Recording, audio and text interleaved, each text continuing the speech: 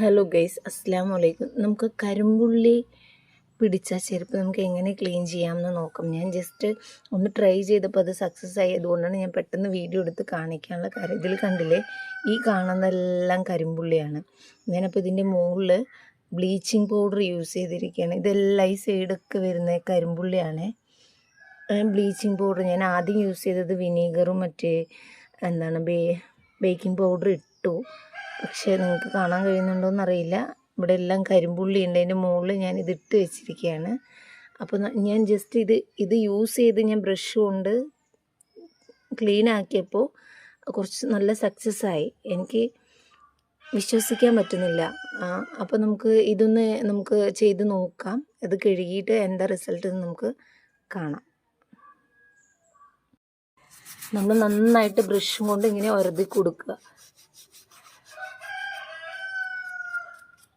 ഈ കാണുന്നില്ലേ, ഇതെല്ലാം കരിമ്പുള്ളിയാണ്. അപ്പം നമുക്കിതെങ്ങനെ കളഞ്ഞ് നോക്കാം.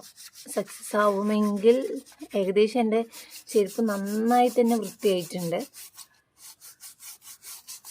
നല്ല ഉരതി ഇവിടെ എല്ലാം കരിമ്പുള്ളിയാണ്.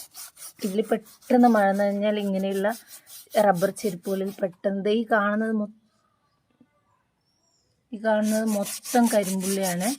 നമുക്കതെങ്ങനെ ക്ലീൻ ചെയ്യാൻ നോക്കാം. മുകളിലേക്ക് പിടിക്കേ, നോക്കൂ, സക്സസ് ആണ് കേട്ടോ. ഞാൻ എന്തായാലും ഇത് കഴുകിയിട്ട് ഇതിൻ്റെ റിസൾട്ട് അറിയിക്കാം. ഞാനിത് എടുക്കുന്നതിന് മുന്നേ, ഇത് ചെയ്യുന്നതിന് മുന്നേ എനിക്ക് പറഞ്ഞു കഴിഞ്ഞാൽ ഇത് എടുക്കാൻ പറ്റിയില്ല, പിക്ക് എടുക്കാൻ പറ്റിയില്ല. നോക്കൂ, ഇവിടെ എല്ലാം ക്ലീൻ ആയിട്ടുണ്ട്. നമുക്കപ്പോൾ ഒരൊറ്റ കാര്യം, ഒരു ബ്ലീച്ചിങ്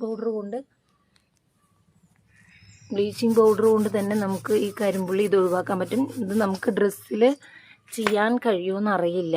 ഡ്രസ്സിൽ ചെയ്യാൻ കഴിയുകയാണെങ്കിൽ അത്രയും നല്ല. നമുക്ക് കരിമ്പുള്ളി പിടിച്ചതെല്ലാം പെട്ടെന്ന് നമുക്ക് ചെയ്യാം. നെക്സ്റ്റ് വീഡിയോ ഞാൻ ഡ്രസ്സിൽ ട്രൈ ചെയ്യുന്നതായിരിക്കും. ഇതിൻ്റെ ഫൈനൽ റിസൾട്ട് ഞാൻ പിന്നീട് കാണിക്കുന്നു.